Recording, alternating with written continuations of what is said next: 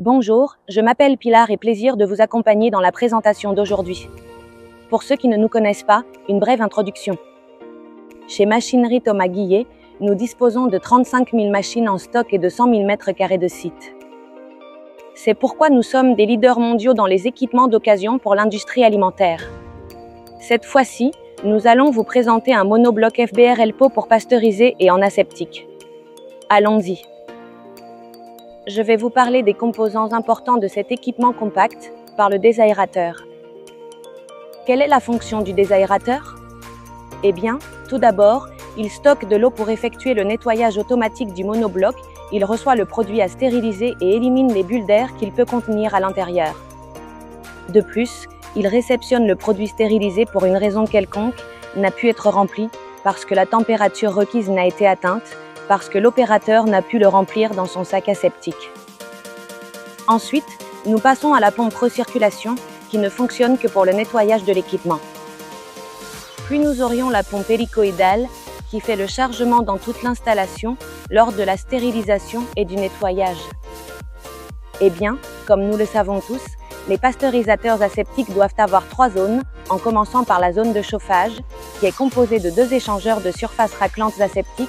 C'est ici que le chauffage du produit est réalisé. Ensuite, nous aurions la zone de maintien ou de holding, qui est composée de tubes en acier inoxydable de haute qualité avec une barrière de vapeur efficace où nous maintenons la température stable et constante du produit pour passer à la dernière zone importante qui serait celle de refroidissement, qui est composée de 4 unités d'échangeurs de surface raclante aseptique moderne et c'est dans cette partie que nous nous occupons du refroidissement du produit.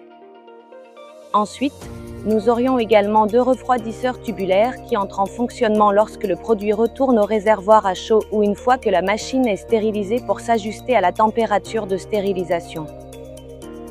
Ici, nous trouvons le panneau pneumatique de la machine. Nous aurions les 2 têtes de la remplisseuse aseptique de la machine, comme vous pouvez le voir.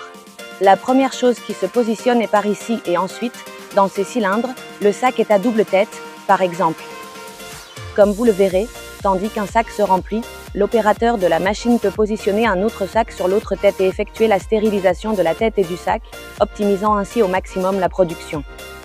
Ensuite, nous passons au tableau électrique. C'est d'ici que nous contrôlons tous les processus du monobloc.